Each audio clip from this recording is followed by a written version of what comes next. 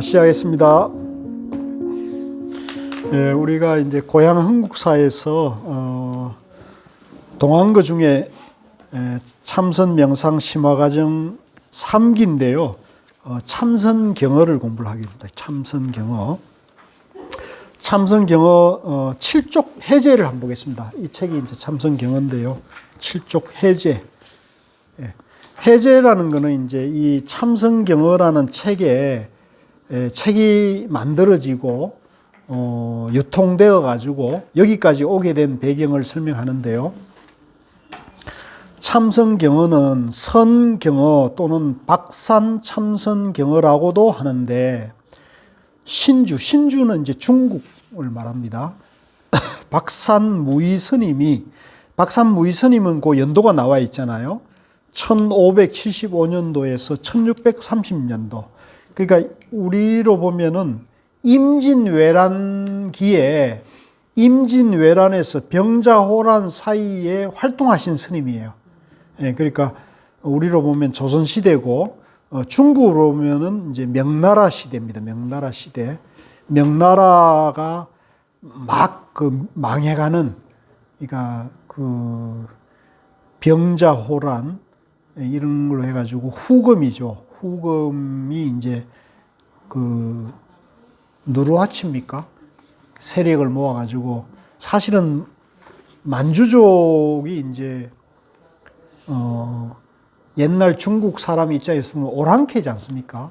오랑캐고 변방 유목민중인데 이 만주족의 누르하치라는 큰 인물이 나가지고 이 세력을 모아가지고 만주족이 인구가 100만이 안 됐는데 저 중국을 다 삼켰잖아요.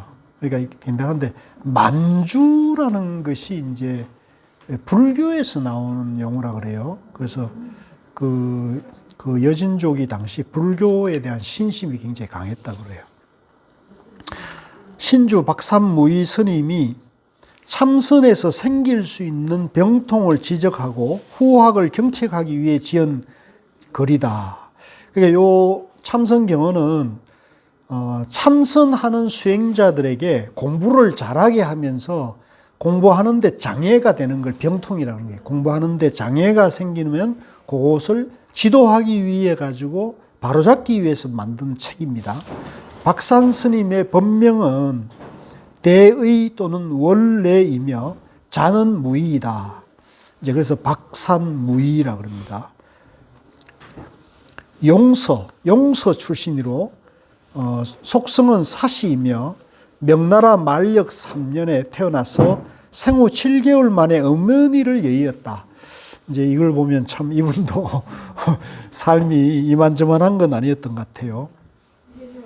16살에 출가할 뜻을 굳히고 금능 와간사에 가서 법화경 강서를 듣다가 구하는 것이 문자에 있지 않고 자신에게 있음을 깊이 느끼고서는 오대산에 정한 통법사를 찾아 출가했다. 자, 여기서 보면 구하는 것이 문자에 있지 않고 자신에게 있음을 깊이 느끼고, 이 표현이 묘하죠. 그러니까 우리 도반님들도 이 참선경어나 불교의 경전과 어록을 공부할 때 구하는 것이 경전과 어록에 있어서는 안 되고요. 자기 마음이 깨달음이 있고 자기 마음이 부처고 자기 마음을 밝고 편안하게 쓰는 것이 공부하는 목적이에요. 항상 공부를 여기에 넣어야 됩니다.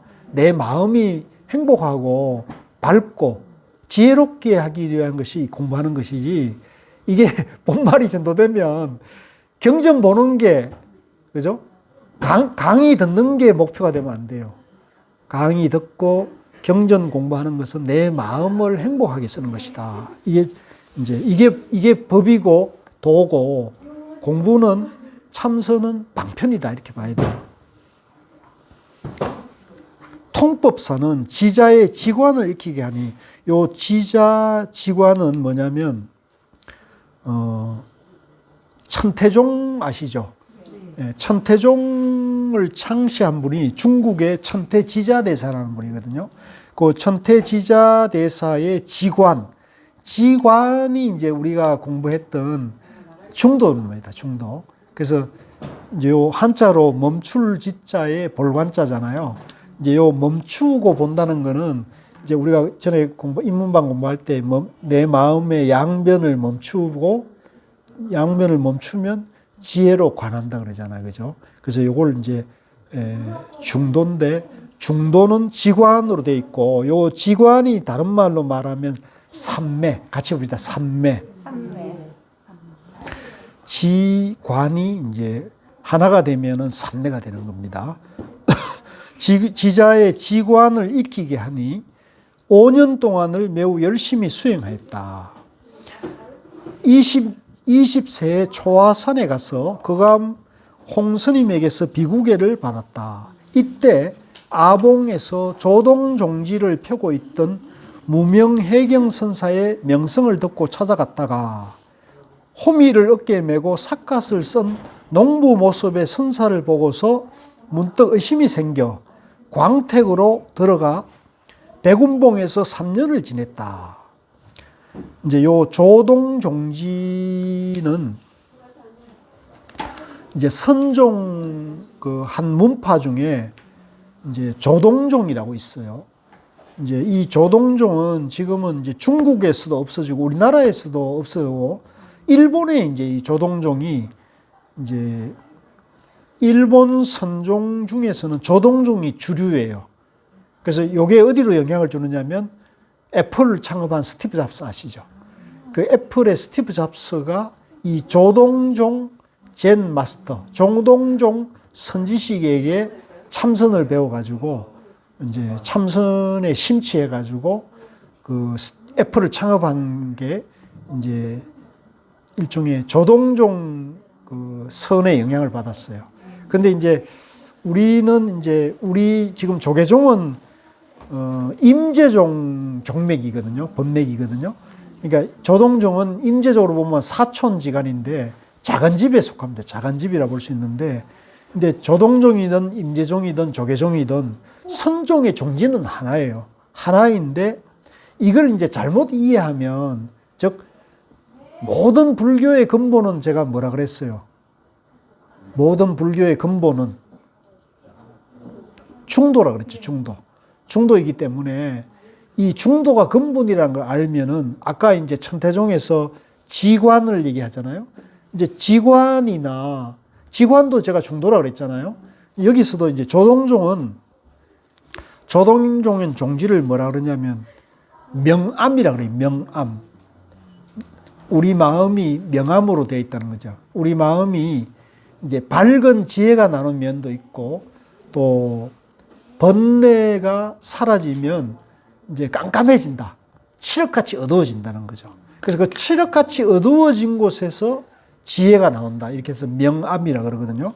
그러니까 조동종이든 임재종이든 또 아까 얘기했던 천태종이든 다 사실은 같은 중도를 체험하는 건데 표현이 다를 뿐인데 이걸 잘 모르는 사람들은 아, 우리 조동종은 이런 공부야 이래가지고 집착하게 되면 이제 분별이 생기는 거거든요. 그러니까 우리가 지금 공부하는 방법이 사실은 굉장히 수승하죠. 왜? 중도를 근본으로 해가지고 보면은 모든 걸 다 아우를 수 있는, 그죠?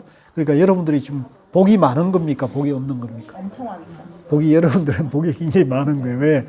모든 걸 아우를 수 있는 근본을 하기 때문에 그런데 만약에 여러분들이 조동종이나 천태종이나 이런 작은 문파에 가서 공부를 하면 조동종에서 예를 들면 명암이 불교의 근본이다 이렇게 잡으면 그 명암 공부밖에 못 하거든.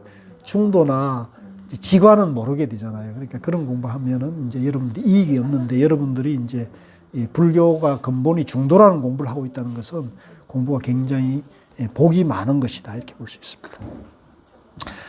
자, 그래서 내려와가지고 그곳에서 심경진함을 지어 스님께 바쳤으나 인가받지 못하고 더욱 정진하였다.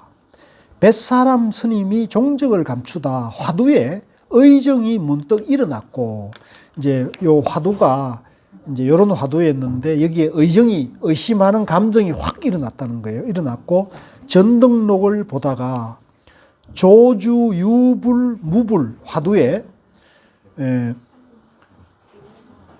깨우친 것이 있었으나 인가받지는 못하였다. 이제 지금 화두가 지금 여러 개 등장하고 있어요.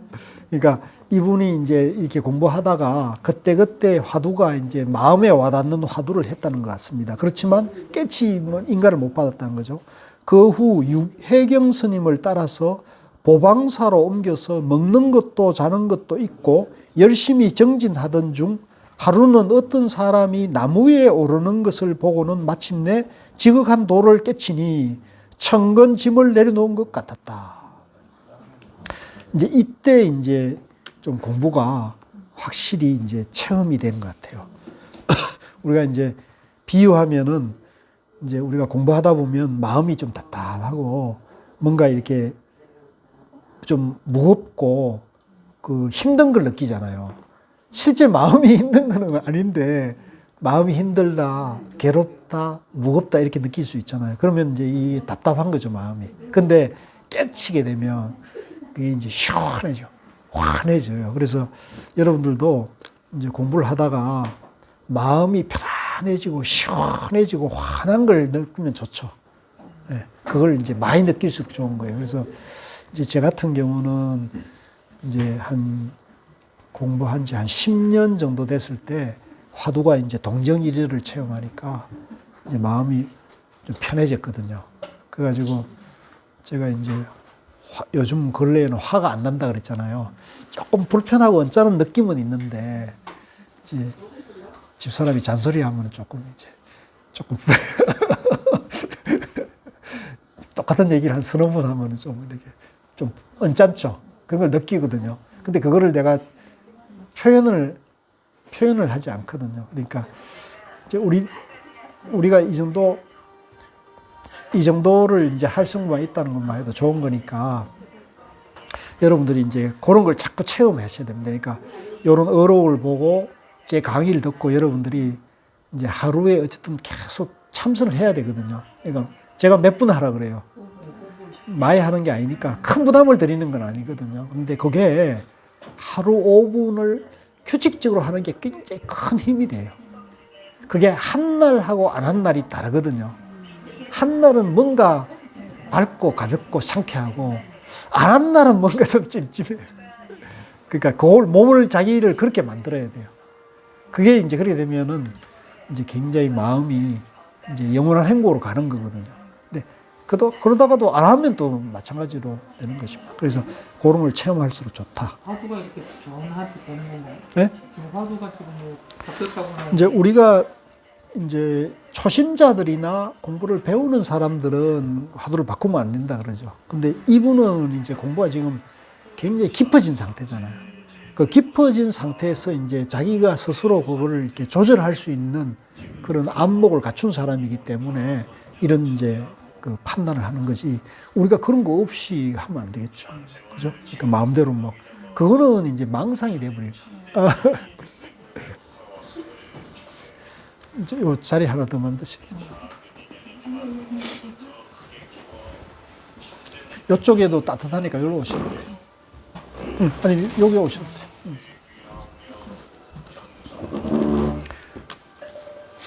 참 재밌는 공부라고 해요.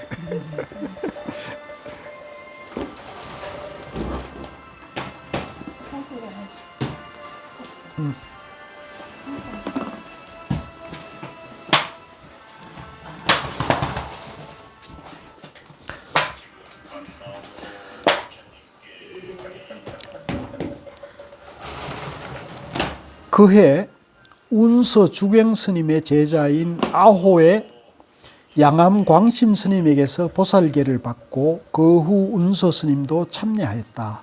요 운서 주경 스님이라는 분이 운서 주경 스님이라는 분이 이제 굉장히 유명한 큰 스님이셨어요. 그래서 이분은 수필도 있는데 이 이름을 까먹었는데 그 수필도 아주 문장이 아름다워 좋은 수필이 돼요. 만력 30년 28세에는 상자인 만융원, 조감원, 정수자 및 유순경 등의 간청으로 신주로 갔다가 얼마 후에 박산의 능인사로 옮겼다. 이 박산이라는 게 지명 이름이에요. 산 이름이에요. 8페이지입니다. 그래서 박산무의선사 그러면 박산은 이제 지명 이름. 우리가 조계 해능대사 할 때 조계도 해능대사가 오랫동안 계셨던 그 산 이름이 조계산이거든요. 박산은 옛날 천태덕소 스님이 개창한 도량이지만 이미 황폐된 지 오래였으며 또 대중은 모두 육식을 하고 있었으니 명말의 혼란한 시대상을 보여준다 했다. 그러니까 이거 재밌잖아요. 절에서 육식을 하고 그러니까 이제 이 불교도 모든 종교나 그런 것이 교세가 그렇지만 이게 시대가 오래 가면서 큰 인물이 나오지 않으면 이게 이제 서서히 이제 쇠퇴하는 거거든요. 그래서 이때는 이 명나라 말기돈 명나라의 어떤 국운도 이제 쉽게 말하면 만주족, 여진족에 의해 가지고 멸망하잖아요. 그렇지 국가도 국정 파탄에 가고 국정 파탄 연장선에서 불교 안에도 이제 이런 선지식이 없고 바른 수행자들이 없으면 불교도 이제 망하게 되는 거죠. 그래서 지금 이 대중은 모두 육식을 하고 절에서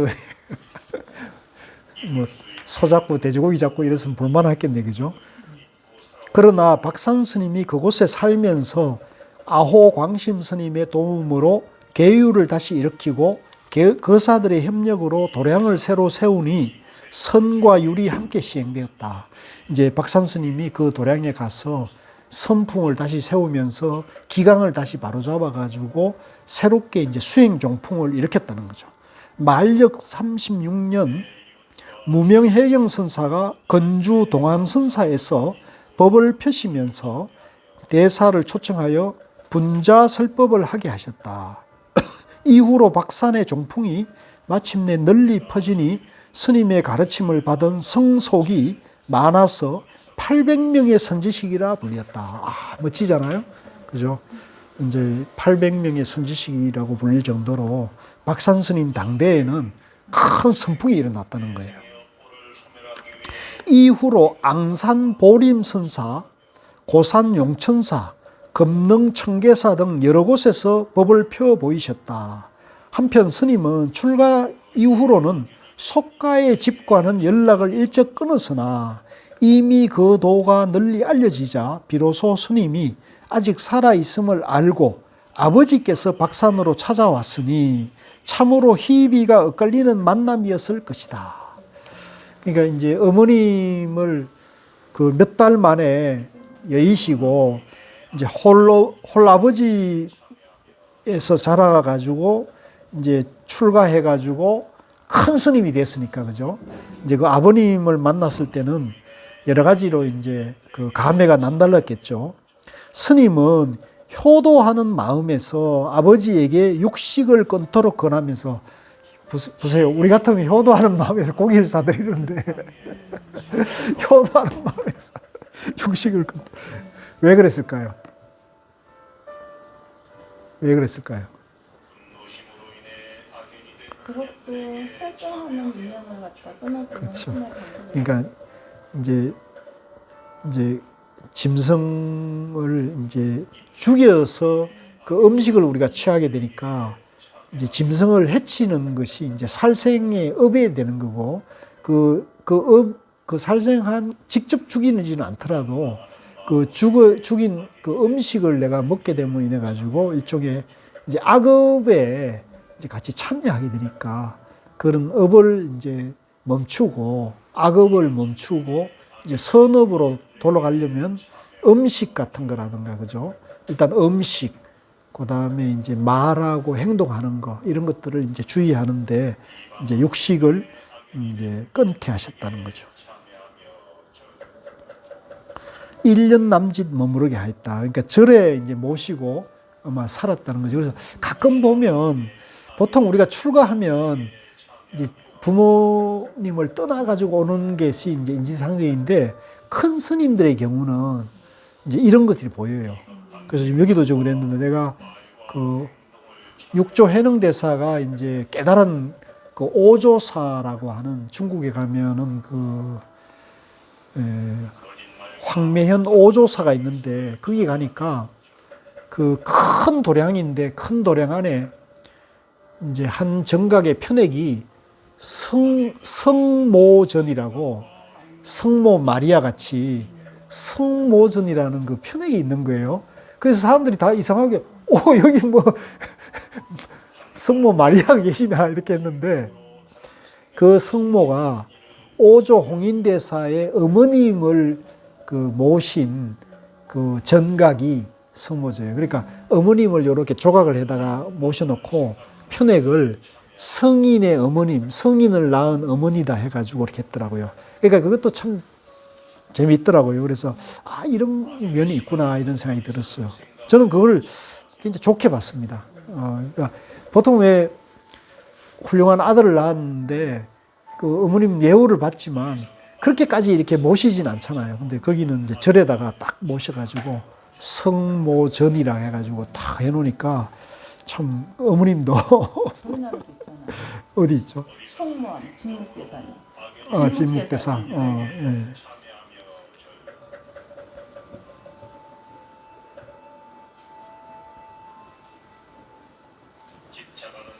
얼마 후 아버지가 돌아가시니 천계 7년의 일이다. 이 일로 스님은 고향을 다녀왔는데 길가에 늘어선 사람들이 스님에게 귀의하였으니 무려 수만 명이나 되었다. 이제 아마도 큰 도인이 이제 고향에 왔다. 이제 간다 이러니까 이제 이제 나라가 혼란스럽고 이제 민생이 파탄이 일어나니까 뭔가 사람들이 의지하고 싶은 마음이 있을 거 아니에요? 그러니까 큰 스님, 큰 도인에게 아마 그런 많이 귀의했을 것 같아요. 특히 천계사에서 박산으로 돌아올 때에는 여대성 등이 대사의 헤어짐을 지극히 슬퍼하고 아쉬워하자 이렇게 말하였다. 이 이별을 어찌 애석하다 하오. 명년 가을에는 공과 헤어질 것인데 이 말은 이것은 아마도 자신의 입적을 예견함이었을 것이다. 숭정 3년 9월 병을 보이시고 입적하려 할 즈음에 지연수자가 물었다. 스님께서는 오고감에 자제하다 하시더니 어떠하십니까?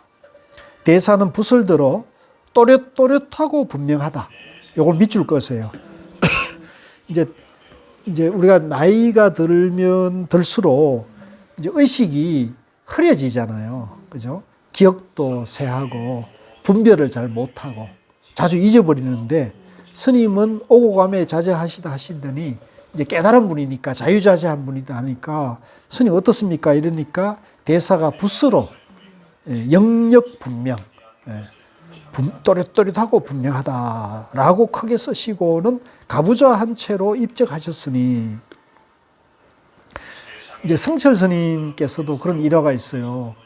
이제 성철 스님께서 이제 젊었을 때 하도 이제 공부하느라고 뭐 10년 장자부라 또 무염식 이제 돌아가실 때까지 무염식 소금 음식을 안 드셨거든요. 그러니까 이제 그 연세가 드셔가지고 건강이 안 좋으니까 이제 병원에 가니까 의사 스님이 스님 영양실조입니다. 소금 드셔야 됩니다. 그 영양실조입니다. 그러는데 이제 평생을 소금을 안 드신 분이니까 소금이 들어가는 음식을 먹을 수 있겠어요? 입이 이게 적응이 안 되는 거죠. 그래서 이제 평생 이제 그러니까 영양실조로 돌아가신 거거든요. 그러니까 이제 병원에 이제 그 입원해 계실 때 상자 스님이 그랬다는 거예요. 지금 정확히 기억은 하지 않는데 스님께 스님 병 중에 어떻습니까? 이렇게 물었대요. 병 중에 어떻습니까? 그랬더니 병 계시면서 스님께서 무심코 영력하구나 이렇게 했을 때 영력하구나 그렇게 얘기를 하셨다는 것 같아요. 그랬더니 이제 그때 그 시봉하는 분이 그게 무슨 말인지 못 알아들었대요. 이제 나중에 이제 아니까 이제 스님께서 병을 앓고 있어도 똑같구나, 똑같다 그래, 똑같구나, 똑같다 이렇게 얘기를 하셨는데 이제 병을 앓고 있음에도 이제 당신 의식은 이제 똑같았다. 그러니까 병의 고통에서 이제 병은 있지만은 이 병은 내가 당연히 늙고 이랬으니까 내가 당연히 받는 거다 이렇게 하니까 그걸 고통으로 안 받아들이고 자연스럽게 받아들이는 거죠. 그 여러분들도 이제 그 병을 만나거든.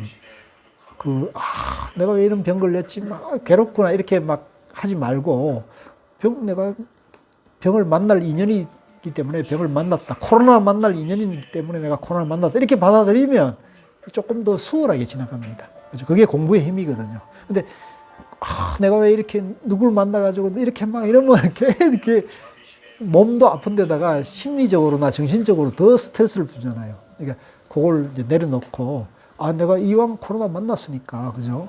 내가 이걸 잘 좀 간수를 해서 잘 지나가야 된다. 이렇게 생각하셔야 돼요.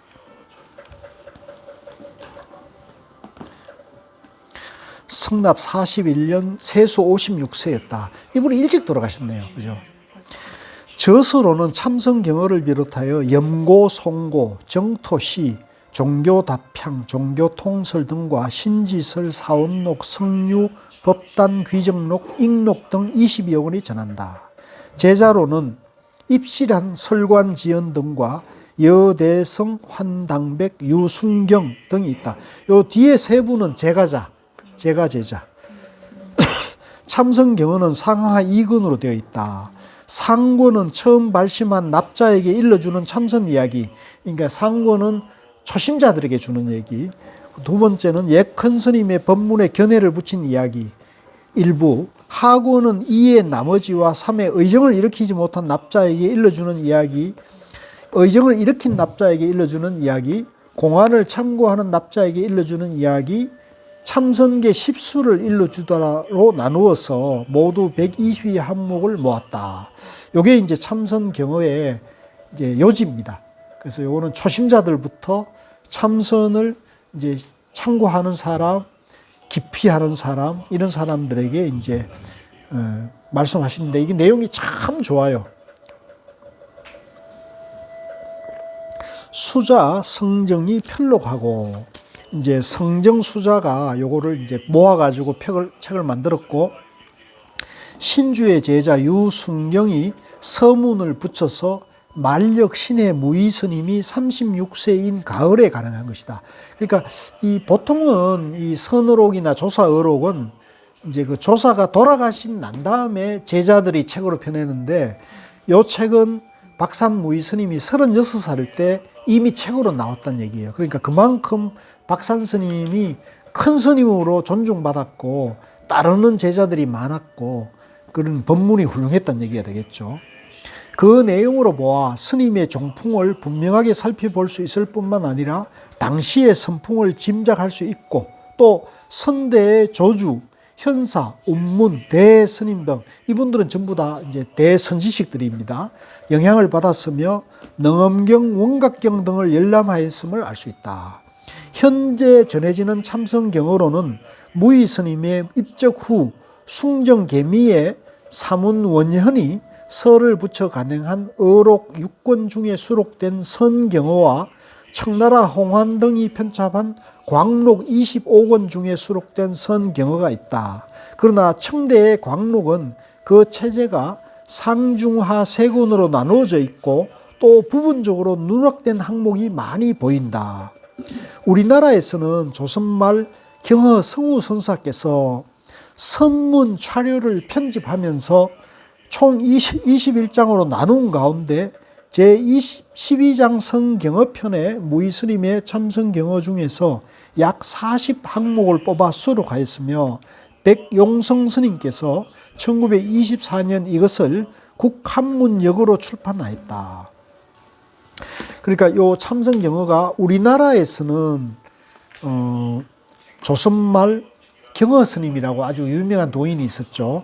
경허스님께서 이제 아마 범어사일 겁니다. 범어사의 선문차료라는 이제 참선 지침서를 다 모아다가 이제 요지를 만들었던 것 같아요. 그래서 차료를 편집해서 요걸 실었고, 그 다음에 이제 백용선 스님이라고 이제 성철 스님의 이제 노스님이죠. 노스님이 되는 분인데, 그 3일 독립 만세 선언을 불교계를 대표했던 만해와 백용성 스님 두 분이 참여하잖아요.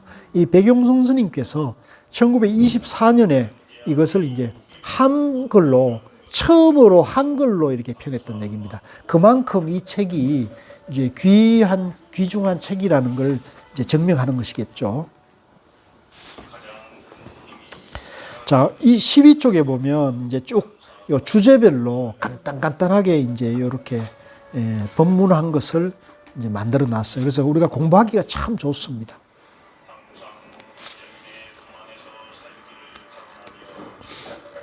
쭉 넘겨가 가지고요. 21쪽으로 가겠습니다. 21쪽에 참선경어 서 있죠.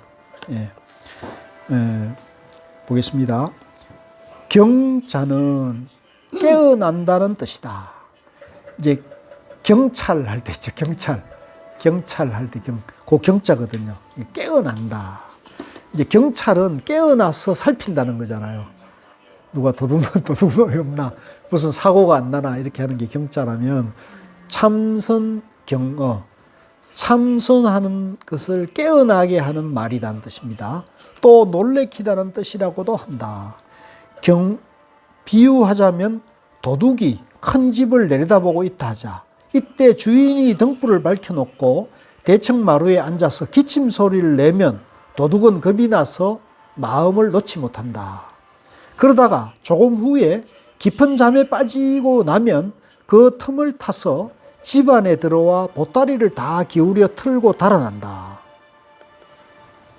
그러므로 경계가 엄한 성에서는 밤에 딱따기를 치면서 야경을 돌고, 이거 들어봤어요?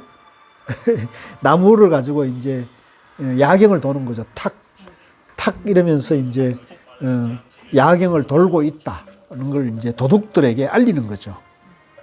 군대 진중에서는 조두를 치면서 밤 경비를 한다.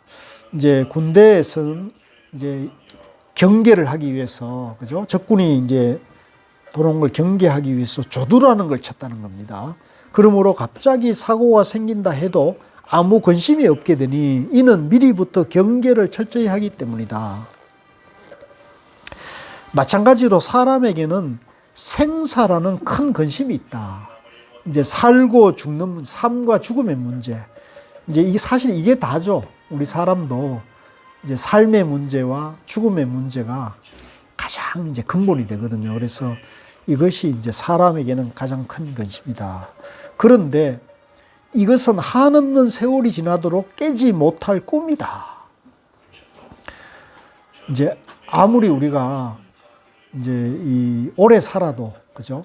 이 생사 문제는 여전히 우리 삶을 이제 관통하는 문제이기 때문에, 더구나 육근은 이제 우리 요 눈과 귀와 코와 혀, 요 네 가지에 우리 이 피부가 있잖아요. 피부와 그다음에 마음이 이제 6가지.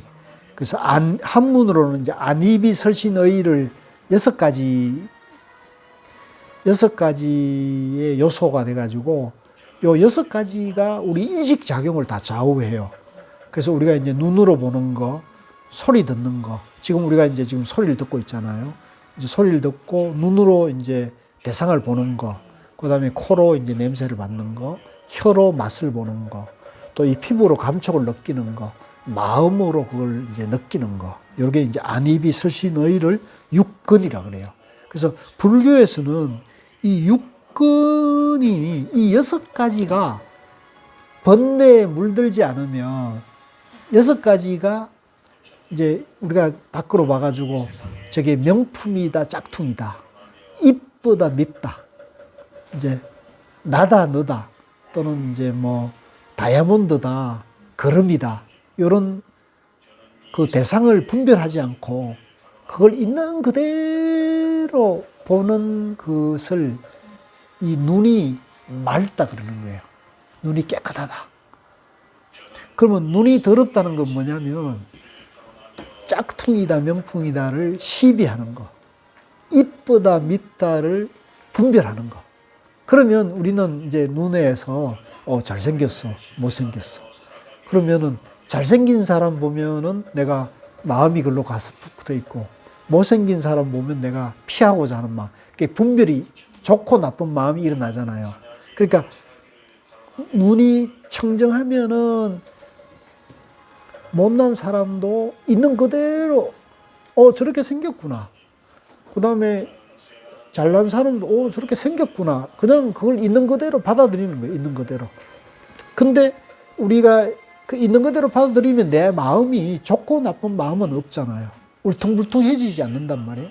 근데 그걸 그렇게 안 받아들이고 그걸 이제 분별로 받아들이면 오염이 되는 거고 우리 인식이 이제 더러워지는 거죠. 물드는 거예요. 분별에 물드는 거거든요. 그러면 이 분별에 물드는 것을 비우고 있는 그대로 보는 것을 이제 마음이 눈이 밝다.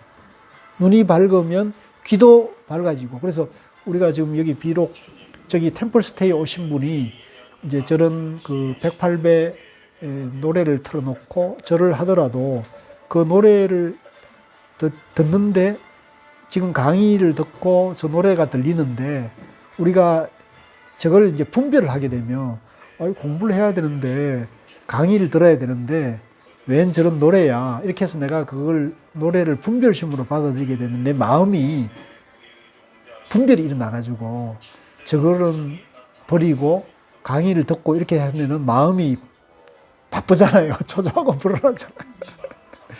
잘 집중이 안 되고 저 말이 들리면 이제 분별심이 일어나고 이렇게 되면 여기에 공부에 집중이 안 되는 거잖아요. 이런 것이 다 공부가 되는 거거든요. 그래서 그런데 그런 분별을 떠나가지고 내 마음이 가야 될 곳에 이렇게 가는 거.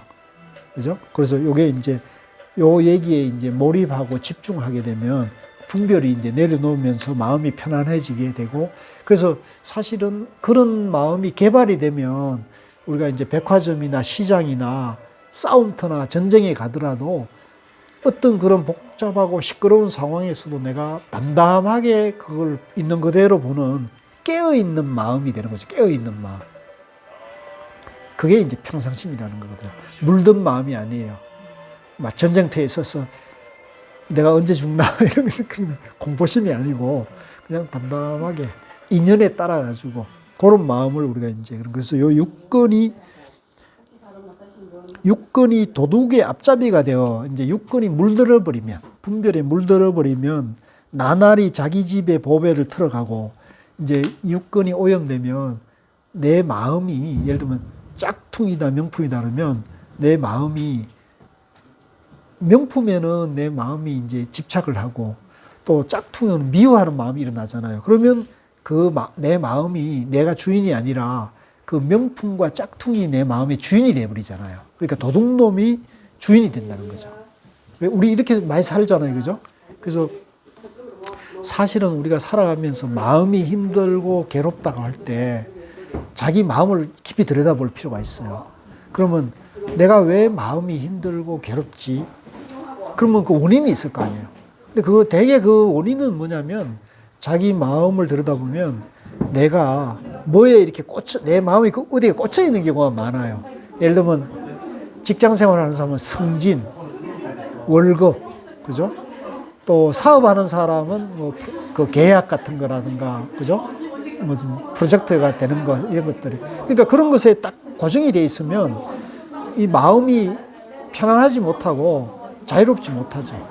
그래서 우리가 그런 큰 일을 앞두고 있거나 중요한 문제를 앞두고 있더라도 마음은 그걸 이렇게 내려놓고 그냥 인연에 맞게 대응을 하면 되는데 그 마음에 우리가 꽂혀 있으면 그 꽂혀 있는 문제를 우리가 항상 사고의 중심에 놓기 때문에 이제 우리가 맛있는 밥을 먹거나 친구를 만나가지고 좋은 친구들과 좋은 차 한 잔을 마셔도 그 행복과 즐거움을 누리지를 못하게 되거든요.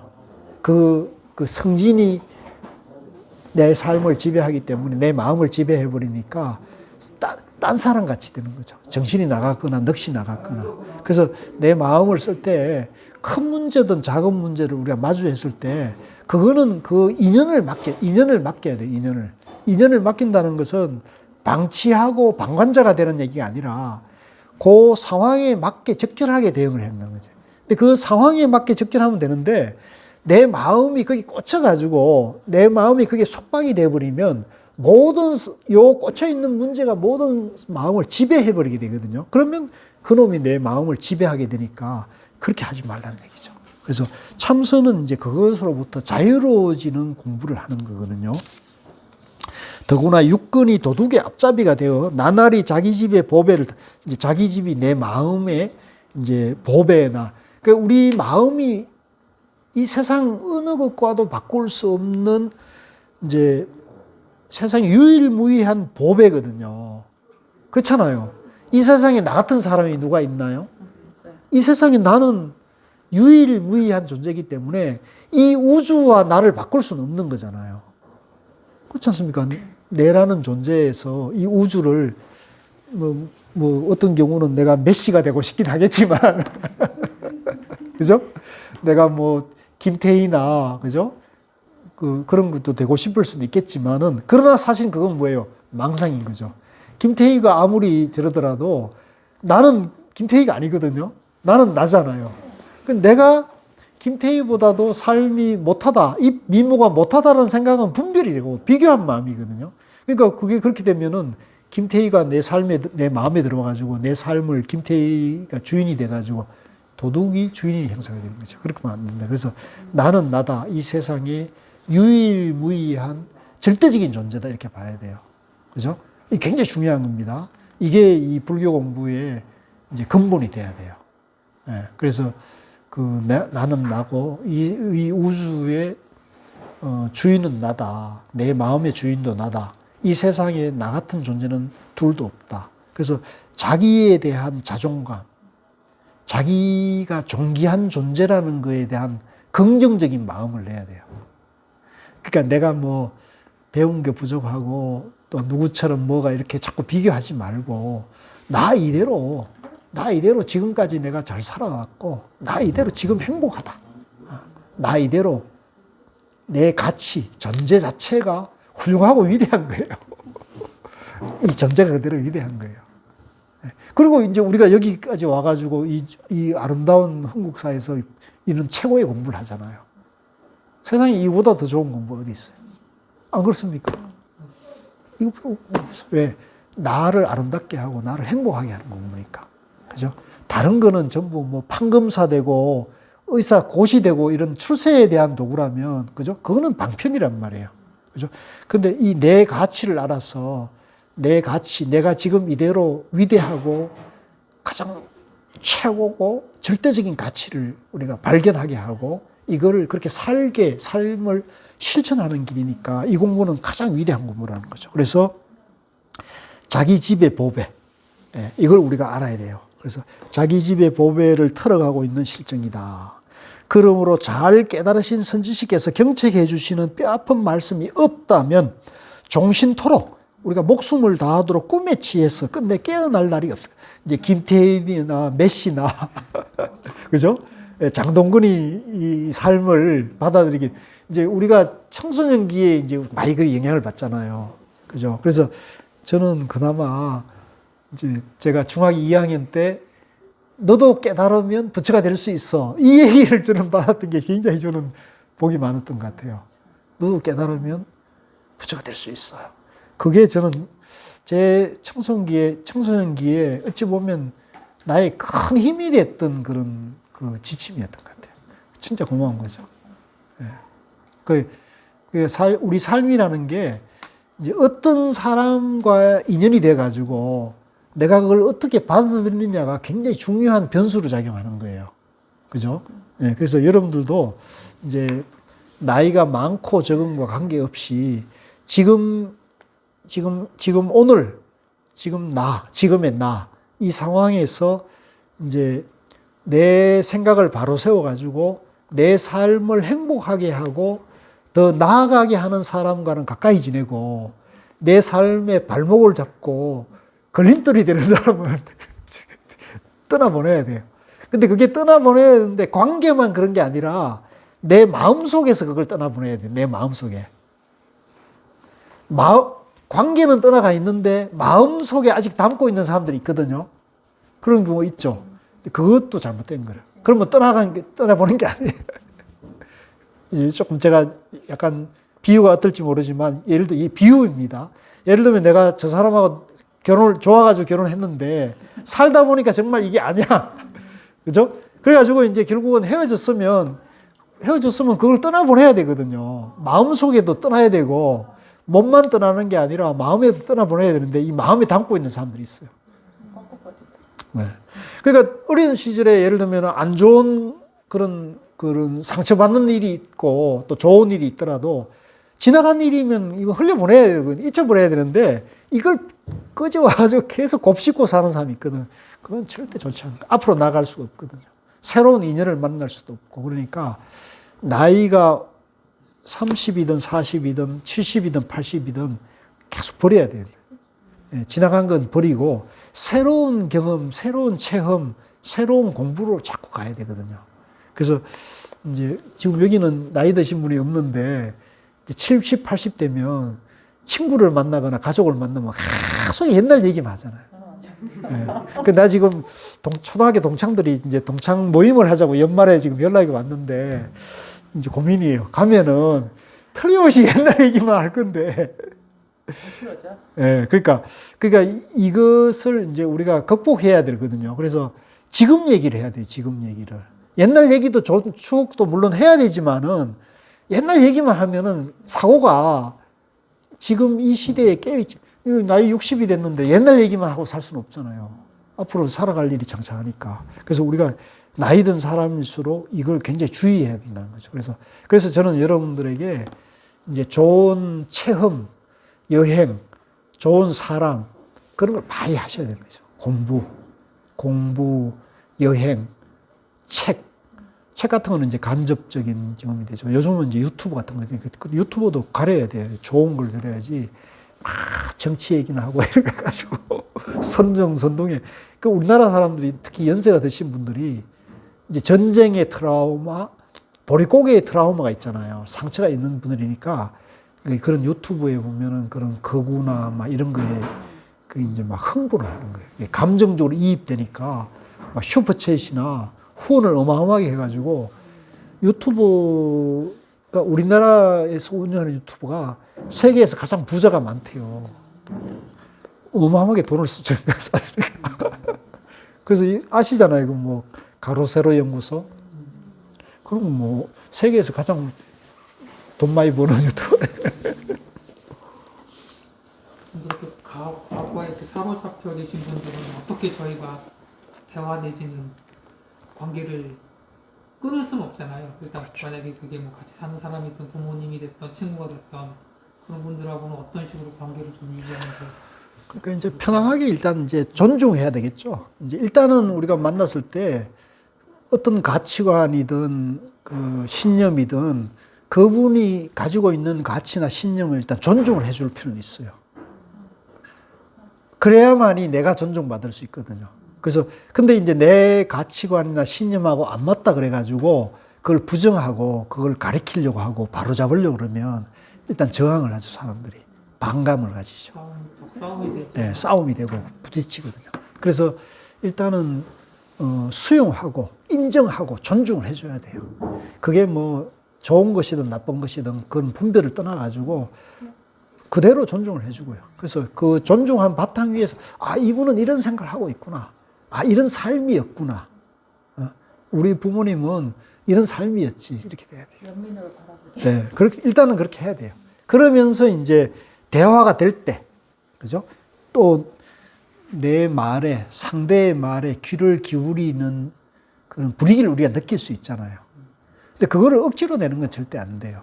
그래서 이제 우리가 이제 그동안 우리나라 사람들이 이제 우리가 압축 성장이라 그러잖아요. 이제 이 서양 같은 경우는 자본주의화, 근대화, 도시화 이런 게 수백 년간 이렇게 축적돼 가지고 이렇게 되어 왔는데 우리는 이제 봉건 시대에 이게 쇄국 정책을 하다가 남의 힘에 의해 가지고 우리가 문을 열었는데 그것도 식민지를 한 40년 넘게 식민지에다가 전쟁까지 겪어가지고 외세에 의해서 식민지, 외세에 의해서 분단 전쟁이 있잖아요. 그런 데다가 그 사이에 다시 폐허화된 거에다 다시 경제를 일으켜가지고 도시화, 산업화, 근대화, 민주화까지 불과 한 4, 50년 만에 동시에 모든 걸 하다 보니까 동시에 기적을 이루었지만은 한편은 그 안에 이제 살아갔던 사람들은 상처와 그 어떤 그런 어떤 역사적인 어떤 변화가 너무 급격화됨으로 인해 가지고 우리가 안고 있는 정신적인 그런 충격이 너무 큰 거죠. 문화적인, 정신적인 충격이 크죠. 그래서 우리가 이렇게 사람들 만나가지고 연세 드신 분들하고 대화해 보면 다른 나라에 살고 있는 딴 세계에 사는 느낌을 들 때가 있어요. 저도 그렇거든요. 예. 그러니까 참 힘들죠. 마음이 안 맞거나 사고가 나면 힘들고 오히려 같은 생각을 가진 사람은 편안하게 느낄 수 있거든요. 부모님들도 그러시잖아요. 부모님도 그렇고. 그리고 또 같은 세대 안에도 약간 그런 게 있어요. 예. 그러니까 이게 참 문제거든요. 우리 지금 한국 사회가. 그래서 우리나라가 지금 OECD 국가 중에 자살률이 1위고 자살이 만큼 높다는 거는 마음이 힘들다는 얘기거든요. 그래서 이제 지금 우리 한국 사회는 상당 기간은 상당히 이런 문제를 안고 갈 것이라는 생각이 들고 그러면 어떻게 했냐 했을 때 이제 마음 공부가 저는 좋다고 보죠. 마음 공부. 물론 뭐 다양한 공부는 다 좋습니다만은 저는 이제 마음 공부가 가장 좋고 그 중에서 이제 가장 좋은 거는 저는 참선이라고 보는 편이거든요. 다른 명상이나 뭐 여러 가지 다 좋습니다. 다 좋지만은 저는 참선이 이제 왜 좋으냐면 자존감을 일단 세워주는데 가장 좋거든요. 왜냐하면 내가 본래 부처다는 거잖아요. 내가 이대로 절대자다는 거. 이런 얘기 해주는 거 없잖아요. 당신이 부처요. 당신이 부처요라는 것이 모토잖아요. 당신이 그대로 부처입니다. 당신이 저대로 절대자입니다. 당신이 하나님이나 부처님하고 다르지 않습니다. 이런 얘기 해주는 종교가 어디 있어요. 저는 이게 정말로 저는 진짜 위대한 부처님 정말 위대한 존재라고 보는 그런 면에서 이걸 깨달았다는 거죠. 그리고는 죽음의 문제를 당신 마음에서 해결해 버리니까 너무 위대한 걸 발견했다는 걸 알았던 거고 그게 너무 당신 마음 속에서 정말로 상상할 수 없는 위대한 그것을 깨달아 버리니까 이걸 이 행복을 이 영원한 행복을 알려줘야겠는데 이게 쉽지 않잖아요. 쉽지 않잖아요. 그래서 이제 저는 그렇게 보는데 부처님이 깨치고 난 다음에 이제 아버지인 부왕이 왕궁으로 돌아오라고 여러 번 권하거든요. 그래서 당신의 이제 뒤를 이어라. 아버지도 그랬을 거 아니에요. 아들인데 물리로 씹어 죽겠지. 근데 돌아갔습니까? 부처님? 안 갔거든요. 그러니까 그걸 이제 저는 부처님도 생각을 했을 거라고 봐요. 내가 왕위를 계승해가지고 이 가르침을 할 것인가. 이제 정치도 하면서 이 깨달음의 지혜를 알려줄 것인가. 아니면 돌아가지 않을 것인가 고민했는데 이제 결과적으로 보면 부처님은 돌아가지 않았는데 그 돌아가지 않은 이유를 저는 그렇게 봐요.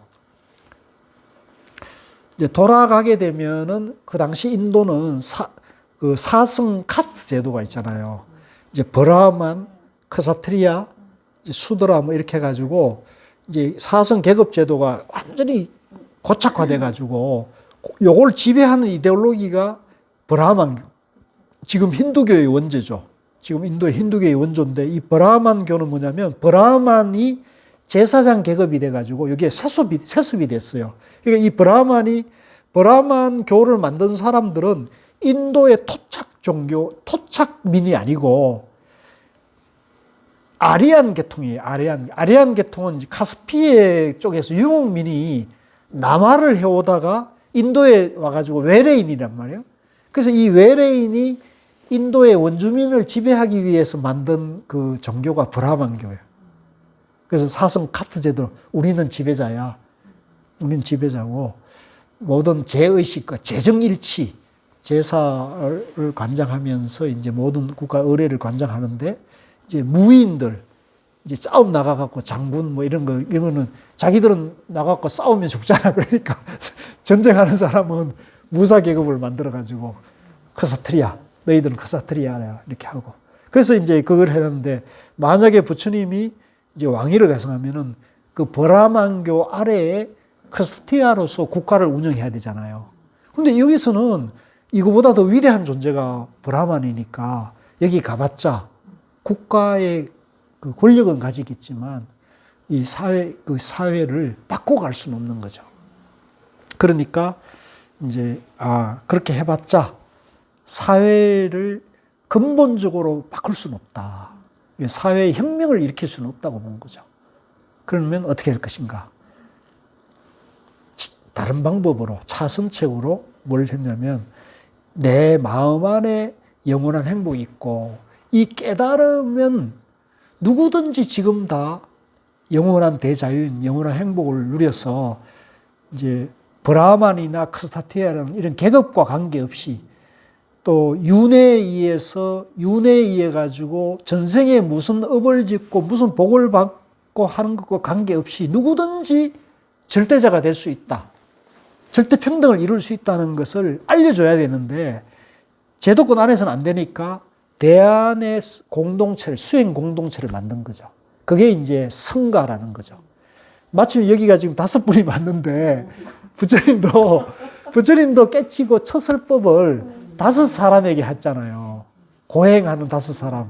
마침 우리도 5사람인데 공교로운데 어쨌든 이제 그러한 입장에서 보면 5사람이라도 깨치게 해가지고 그죠? 깨달을 수 있다고 받고 깨치면은 그 5사람으로부터 6사람이 출발하는 거죠.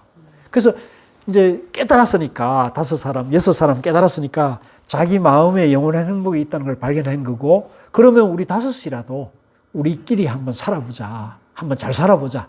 어떻게? 저기는 계급사회지만 우리는 계급을 초월하자. 우린 다 평등하다. 예, 우린 평등하고 우린 진리의 삶을 사니까 누구에게 간섭하거나 이래라 저래라 하지 말고 서로 상의해가지고 민주적인 운영. 그러니까 성가 공동체는 민주적인 공동체예요. 그죠? 평등한 공동체고.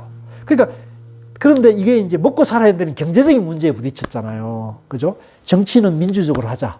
그 다음에 종교는 깨달음의 가르침으로 가자 했는데 여기도 먹고 살아야 되니까 옷이 있어야 될 거고 먹을 게 있어야 되고 의식주 문제가 있잖아요. 그러니까 이걸 부처님이 이제 고안한 방법은 걸식이라는 방법을 얻어먹자. 그러면 이제 얻어먹는다는 것은 그 사회에 이제 인도 계급 사회 안에 가장 천민의 저건데 이 사회의 가장 밑바닥의 삶의 경제적인 삶을 유지하더라도 그 다음에 무소유와 공동체로 살더라도 마음은 이 사회의 지배계급보다도 행복하고 지혜롭고 평등하게 남을 도와주는 삶을 살 수가 있다는 것을 증명을 해낸다면 이 기득권을 가진 사회 안에 충격을 줄 것이라는 거죠.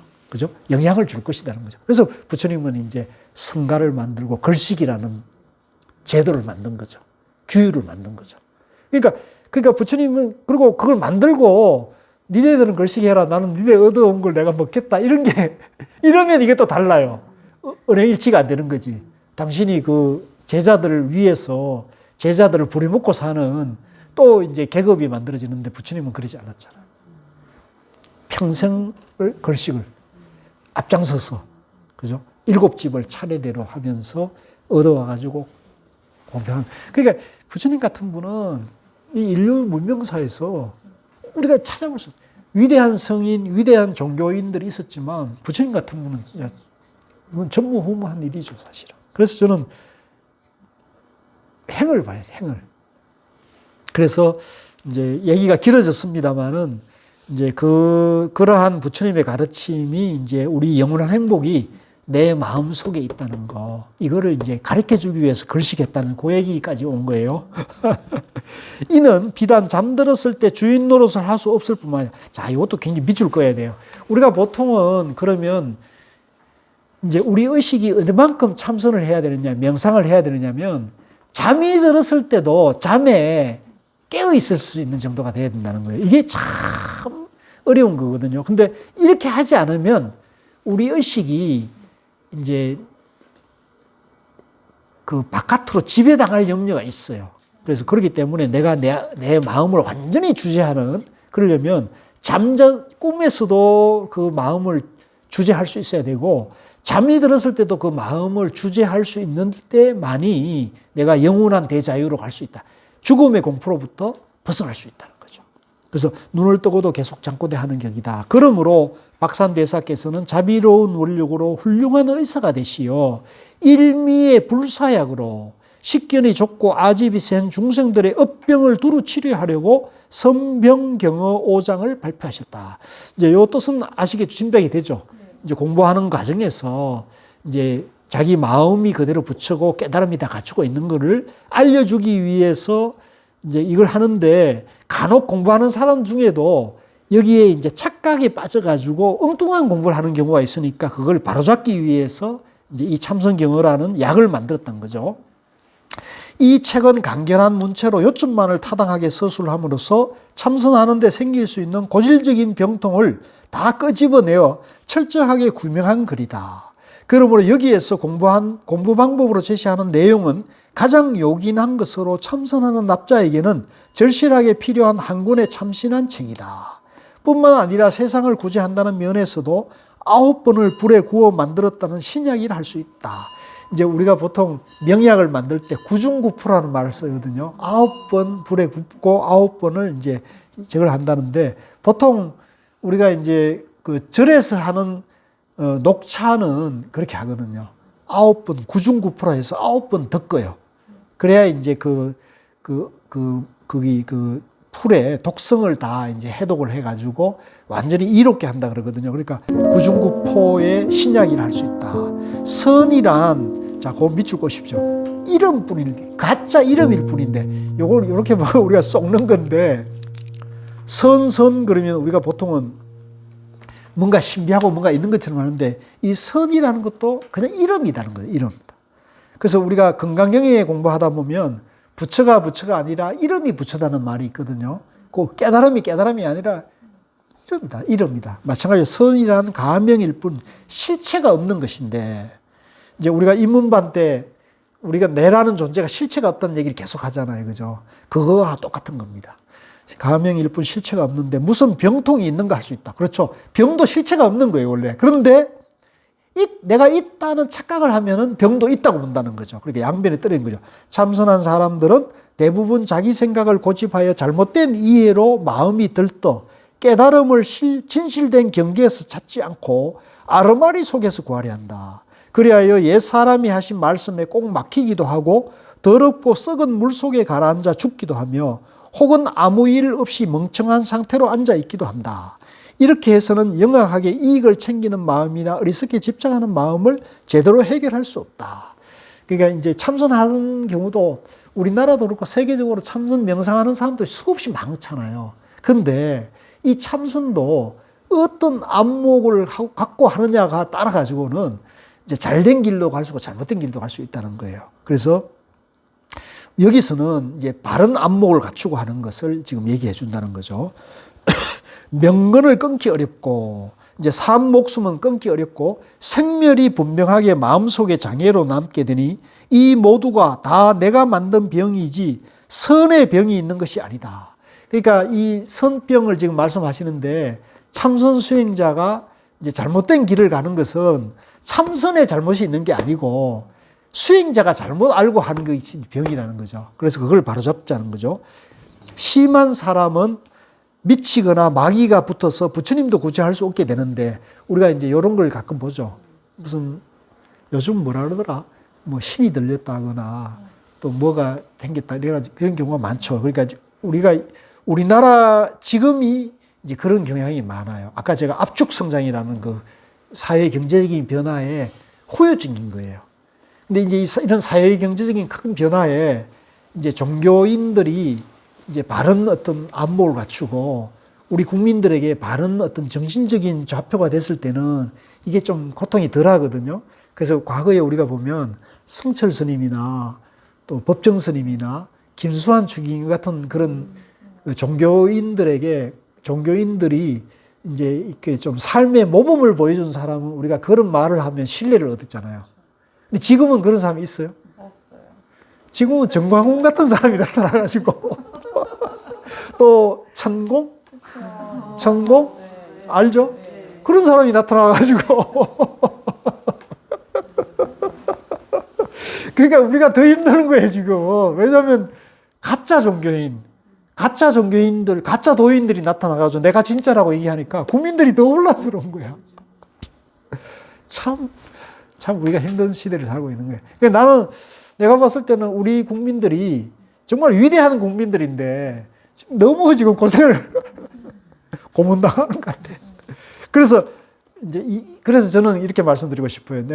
나는 아직 그럴 능력이 아니고 그런 공부가 안 된 사람이지만 내가 조금 제 얘기에 귀를 기울이는 분이 있다면 자기 마음속에서 찾아라고 나는 말씀드리고 싶어. 자기 마음속에서 찾아라. 자기 마음속에 찾자고요. 자기 마음속에서 위대한 부처가 있고 위대한 하나님이 있고 위대한 예수님이 여기 안에 있기 때문에 내 마음속에 성철 스님, 법정 스님, 김수환 추기경 같은 분이 있기 때문에 자기 마음을 바로 보면 되지 바깥으로 찾는 것을 이제는 별 볼 일 없는 시대가 된 것 같아요. 지금은. 그래서 이제 저도 여러분들에게 여러분 제 얘기를 듣지 마시고 이 참성경어가 답이라고 생각하지 마시고 여러분들 마음속에서 그 영원한 행복이 있다는 것을 발견하기 위해서 방편으로 들어야 된다. 그렇죠? 자, 그래서 그 얘기입니다. 가령 갖가지 마음들을 다 죽인다 하더라도 법신의 이치에 상응하는 참된 공부를 하지 않아서 진정한 깨달음으로 향하는 문턱을 직접 밟아보지 못하고 밥통 속에 앉아서 몸과 마음이 편안한 상태에 빠져 논인다면 바로 이런 편안함이 선병이다. 자, 그런데 자기 마음속에 찾는데 마음속에 찾는다고 해가지고 앉아서 좌선만 하고 있어 갖고는 또 안 된다는 거죠. 그래서 여기서도 공부하는 데 있어서 자기 마음속에 부처를 찾는데도 바른 방법을 찾아야 된다는 겁니다. 그렇기 때문에 어떤 스님이 덕망 높은 선사에게 물었다. 무엇이 청전법신입니까? 무엇이 깨끗한 법의 모양입니까? 이제 사실은 우리 이대로가 지금 이대로가 깨끗한 진리의 몸이거든요. 근데 지금 내가 여러분들이 내 몸이 이대로 깨끗한 진리의 몸이라고 믿습니까? 다행이고 다행인 거죠. 큰 스님이 이렇게 대답하셨다. 수없이 많은 큰 병의 근원이다. 이는 마치 밤송이 같아서 삼키기도 하고 토하기도 참으로 어려운 말씀이다. 훌륭하신 예스님들께서는 진정하게 참고하여 실답게 깨닫는 과정 속에서 한바탕 병들을 치르고 오셨다. 그러므로 빈둥거리는 사람에게는 함부로 새침을 놓아주지 않고, 그러니까 이제 이 공부를 하러 온 사람이라도 그 사람이 내 이 얘기를 들어서 그 얘기를 받아들일 사람에게는 침을 놔주고, 이 사람은 침을 놔줘도 효험이 없는 사람이다. 벌써 삐뚤어진 마음을 쓰고 있는 사람이라면 안 받아들인 거라는 거죠. 그래서 성철 스님이 삼천배를 시킨 것도 그 사람이 받아들일 마음을 가지고 있는가, 자기를 바로 볼 마음을 갖추고 있는가를 검증하는 기준이 됐거든요. 그래서 이제 선지식들이 이런 방편을 썼다는 거죠. 그러므로 빈둥거리는 사람에게는 함부로 새침을 놓아주지 않고 오직 숨을 죽여가며 아픔과 가려움을 알려고 하는 납자에게만 비로소 진찰을 승낙하셨다. 이 때문에 병을 알면 곧 병을 없앨 수가 있고 자기를 치료가 난 다음에야 다른 사람을 고쳐줄 수가 있으니, 그러니까 우리도 마찬가지죠. 자기 병을 알아가지고 자기 병을 낫게 한 사람이야말로 남의 병에 대해서도 얘기해 줄 수 있는 거잖아요. 그러니까 우리도 마찬가지로 자기가 먼저 깨달음으로 가면서 자기 공부의 힘으로 해야 되거든요. 그래서 저는 사실 그런 면에서 보면 많이 부족한 사람인데 죄송합니다. 그렇지만 약간, 그죠? 훌륭한 선지식의 인연이 조금 일찍 돼가지고 제가 공부한, 체험한 얘기만까지만 제가 해주려고 그래요. 그래서. 세 번 남의 팔꿈치를 부러뜨린 다음에야 훌륭한 의사가 될 수 있다는 말이 바로 이런 경우입니다. 박산대사는 오래전부터 이 도를 참고하시어 지극하게 깨달으셨다.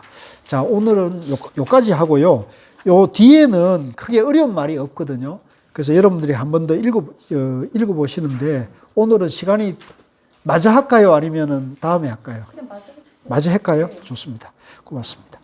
그리하여 사리에 딱 맞는 요점만을 말씀하셨을 뿐 억지로 현학적인 말을 늘어놓아 사람들이 알아듣지 못하게 하지 않으셨다. 그러니까 이 박산 스님은 말을 쉽게 했지 말을 막 돌려가지고 어렵게 하지 않았다. 그러니까 이 공부가 참 좋은 거예요. 이 책이. 그것은 스님께서 평소에 몸소 깨닫고 실제로 터득한 경계이기 때문이었다. 그리하여 법을 알아내고 설명하며 일상에 적용하는 데 그 이치가 뚜렷하고 말솜씨에도 막힘이 없으셨다. 이것이 선병을 명쾌하게 고칠 수 있는 원인이었으니 마치 진시황이 궁중에 옥경을 잡고 앉아서 뭇 관료들의 마음속을 비추어 보아 트럭만큼도 숨길 수 없게 한 것과 비슷하다 하겠다. 이 진시황이 이제 예로부터 지금까지 구부러진 법상에 걸터 앉아 선지식이라 이끌어지며 설법하던 선사들 중에서도 박산 스님만큼 뚜렷하게 설파한 사람은 드물다. 이제 그만큼 박산 스님이 명쾌하게 이제 그 지침을 줬다는 겁니다. 그러나 선병이란 가장 설명하기 어렵고 또 설명한다고 해도 남김없이 해결되는 것은 아니다. 요 선병이란 뜻은 이제 아시겠죠? 선의 병이 있는 게 아니고 참선 수행자가 바른 안목을 갖추지 않고 공부를 하다 보면 이제 잘못된 길을 갈 수가 있다는 거예요. 그러니까 우리가 이제 참선은 그나마 수성한 길인데 이제 세상에 여러 가지 공부나 여러 가지 종교와 여러 가지 인문학이 있는데 그 여러 가지 종교나 이런 곳에서도 여러 가지 문제를 안고 있잖아요. 그나마 선은 그걸 극복하는 지름길인데 이 지름길도 잘못 가면은 이제 병을 만들게 된다는 거죠. 그것은 그 병이 곧 법신의 병이기 때문이다. 자, 요 얘기를 잘 이해를 하셔야 됩니다. 이 법신은 이 내 몸은 이대로 본래 완전해서 부처님 몸인데 이걸 잘못 알면은 이 몸의 병을 만들게 된다는 거예요. 네. 법신에는 무수한 병이 생기니 어찌 그 끝이 있겠는가. 이 법신의 병을 잘 치료할 수 있는 사람은 병 자체를 묘학으로 삼고 또한 밥 먹고 차 마시는 일상사점으로 여기며 병을 밥 먹고 차 마시는 일로 여긴다는 거죠. 이제 제가 이런 얘기하면 부끄러운데 사실은 제가 허리에 좀 문제가 생겨가지고 지난주는 굉장히 힘들었어요. 그래가지고 이번 주가 힘들었어요. 그래가지고 침을 계속 맞으러 다녔어요. 지금도 앉아 있는 게 굉장히 힘들어요. 근데 제가 이제 이렇게 허리가 이제 삐끗해가지고 허리가 굉장히 거동이 불편했는데 그 거동 불편한 이유를 제가 알아요. 왜 그러냐면 제가 무슨 프로젝트가 있었는데 원고를 마감한다고 책상 앞에 한 보름 동안 책상 앞에만 앉아 있었어요. 그래서 제가 좋아하는 그 수영도 안 가고 이제 이틀에 한 번씩은 수영을 다니면서 이제 제가 허리가 안 좋다는 걸 알기 때문에 이불로 수영을 다니고 그랬는데 그 프로젝트가 하도 저래가지고 이제 책상 앞에서 이렇게 내가 몸에 무리가 갔다는 걸 내가 알았거든요. 그렇지만 그걸 안 할 수가 없어서 이제 하다 보니까 이제 일이 끝날 때쯤 김장한다고 집에서 뭘 보내왔는데 이걸 들다 삐끗했어. 아차 싶었는데 이제 삐끗하니까 그게 허리를 못 쓰겠더라고요. 그래서 이제 그렇지만 이렇게 누워 있거나 침 맞으면서도 내가 원인을 알잖아요. 그러니까 이걸 아니까 아니 내가 당연히 이걸 내가 받아야 될 업보다 이렇게 생각하니까 마음은 편해지는 거예요. 몸은 이게 힘들어도 마음은 편하게 받는 거예요. 이 얘기입니다. 그래서 여러분들도 이제 몸이 이제 힘들고 이런 것도 생기는 거 당연히 내가 그걸 병을 안고 있었는데 그 병을 제대로 안 다뤘기 때문에 받는 거야. 이렇게 받아들이면 편하게 받아들이는 거죠. 그래서 지금도 이제 우리가 이런 공부하는 것 자체는 내가 몸이 좀 힘들어도 여러분들에게 이렇게 얘기하는 것은 즐겁고 행복한 것이죠. 네, 그렇게 받아들이는 거예요. 여러분들도 마음에 앉아있는 게 힘들더라도 이 공부가 행복하다고 받아들이면 이거는 또 이제 극복할 수가 있는 거거든요. 이 법신의 병을 잘 치료할 수 있는 사람은 병 자체를 묘약으로 삼고 또한 밥 먹고 차 마시는 일상사점으로 여기며 몸에 걸치는 땀내 나는 저고리 정도로 생각하여 이것을 남이 모르게 잘 감추어 두고 있을 따름이다. 나는 고백을 했네요. 옛 사람이 병 치료하는 여가의 놀이 삼아 불사를 한다. 하심이 바로 이 뜻이다. 그러니까 옛 사람은 이제 선지식은 이제 병을 안고 있으니까 병을 치료하면서 불사를 한다는 거죠. 뭐 강의도 하고 이제 사람들도 만나고 이제 좋은 일도 한다는 겁니다. 다시 말해 법신의 주체가 없음을 확실히 안다면 병은 저절로 씻은 듯이 낫게 된다는 것이다. 이제 부처님은 여러분 아시겠지만 부처님은 돌아가실 때 상한 음식을 먹고 식중독으로 돌아가셨거든요. 근데 부처님 같은 분이 식중독에 걸릴 것인가 이렇게 얘기할 수 있거든요. 근데 이 몸은 육신은 부처님이나 우리나 똑같은 거예요. 그렇잖아요. 상한 음식 먹으면 식중독에 걸리고 부처님들 지금 나타났으면 코로나 안 걸렸겠어요? 당연히 걸리는 거예요. 근데 부처님은 어떤 마음이냐? 부처님은 코로나를 악성 바이러스라고 보지 않고 코로나도 부처다라고 받아들이는 거예요. 그래서 돼지고기를 상한 음식을 공양한 누구지? 춘다죠, 춘다. 그죠?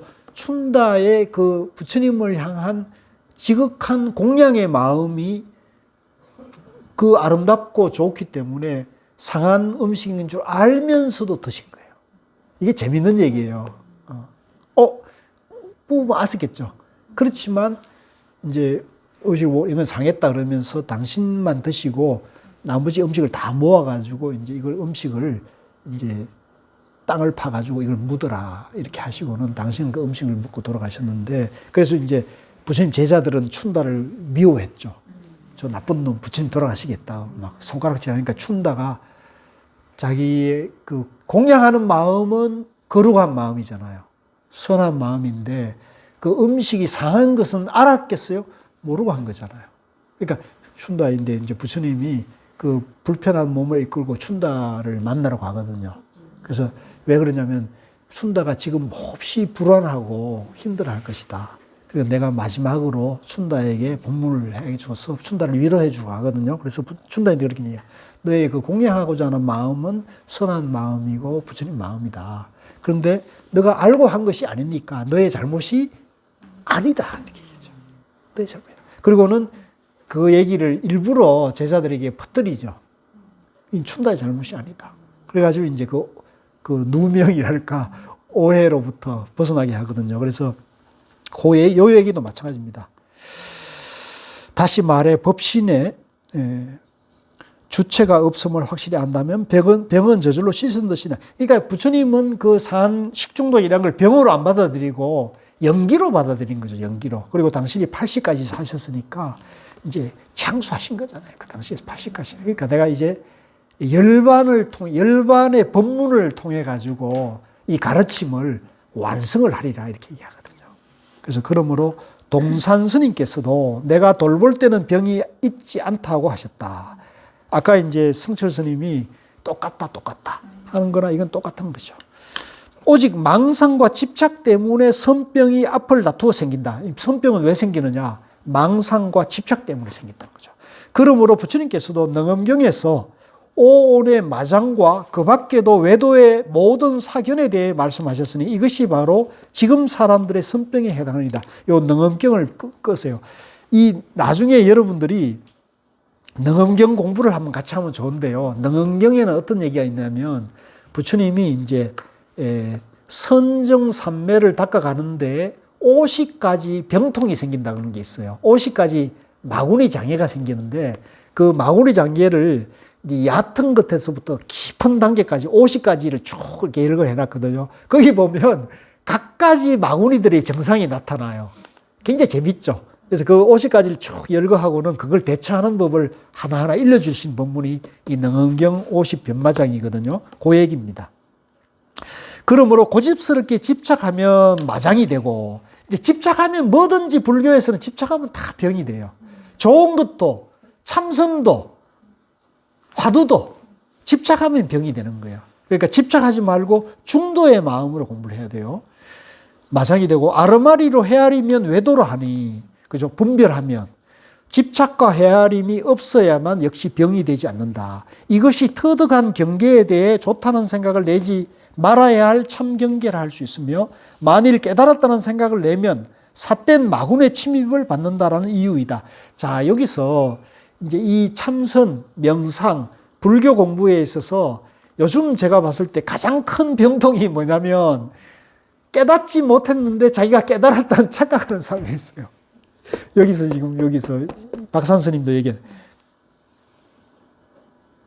깨달았다는 생각을 내게 되면 마구니 장애가 나타난다는 거죠.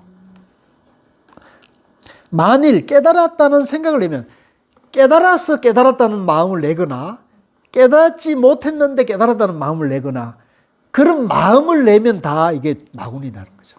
그래서 절대로 깨달았다. 공부가 끝났다. 해탈했다. 이제 사실 오늘 이제 입문반 공부하러 온 분 중에 자기는 어디 유명한 선원에 가서 견성을 인가받았대요, 견성을. 그래요? 그러면 좀 견성하신 부처님이 앞에 앉아있어요.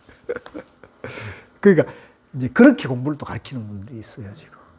그리고 뭐 유튜브나 이런 데 보면, 그러니까 이런 내가 깨달았다.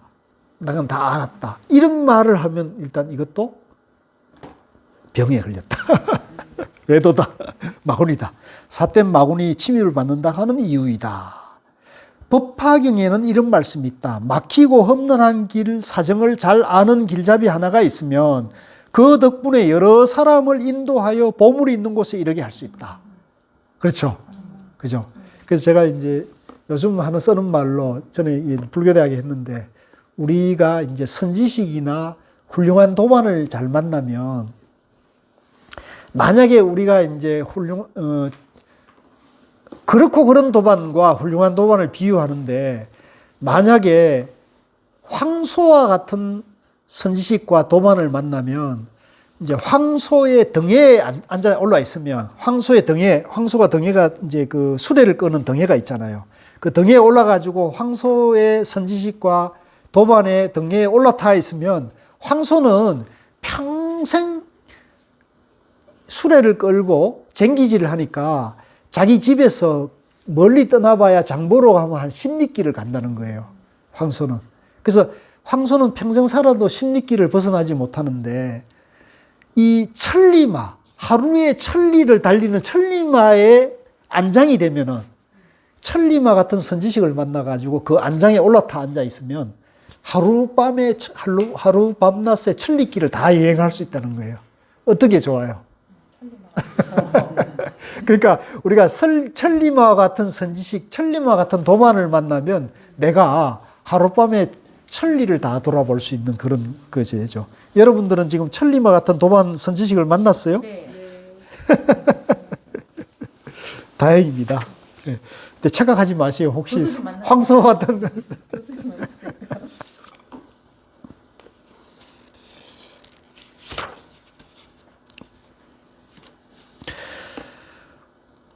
그렇다면 박산 스님의 이 책이야말로 말세에 배를 메어두는 말뚝이며 초심자에게 지름길이 할 수 있습니다. 그러니 어찌 오늘날의 선문에만 유익할 뿐이겠는가.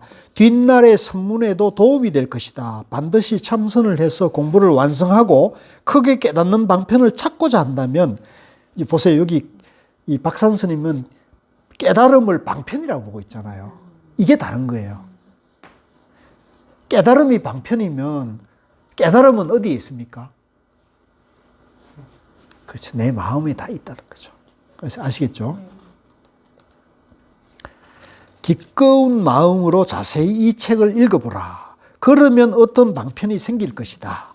그리하여 의정을 일으키지 못하던 곳에서 의정을 일으킬 수 있고 병의 뿌리를 뽑아낼 수 없던 곳에서 뽑아낼 수 있게 된다. 그러니까 이제 여러분들이 우리가 화두 참선 공부하는 사람들인데 가장 힘든 게 뭐냐면 화두가 잘 안 되는 거거든요. 근데 요 참선 경어를 잘 공부를 하면 요걸 이제 우리가 선지식으로 삼으면 이제 의정을 일으킬 수 있는 여기 힘이 생길 수 있다는 거죠. 26쪽에 이것은 마치 모래를 헤치고 보배 구설을 찾아내는 일과 같으니 중요한 것은 스스로 보배 구설을 찾아내는 일이다. 그렇게 하면 안개 거친 하늘을 보는 것과 같이 사람을 미혹시키지 않고 꽉 막힌 길에서 빠져나갈 수 있는 새 길이 되며 죽은 말 속에서 사람을 살려내는 활구가 있어 마치 둥근 구슬이 쟁반 위에 굴러다니듯 어느 한마디에도 막히지 않는다. 그 묘한 작용이 이와 같으니 사람마다 이렇게 마음을 운용할 수 있다면 않고 졸면서도 도를 볼 수 있고 돌을 물으러 다니느라 집신값을 들이지 않아도 크게 안락한 경지에서 다다를 수 있게 되어 불주와 똑같은 경지가 된다. 이것으로 자신을 잘 경책할 수 있는 사람은 대중을 깨우쳐 줄 수 있고, 그러니까 자기가 이 참선 경어를 통해 가지고 자기 마음 가운데 그걸 바로잡아 줄 수 있는 사람은 대중을 깨우쳐 줄 수도 있다는 거죠.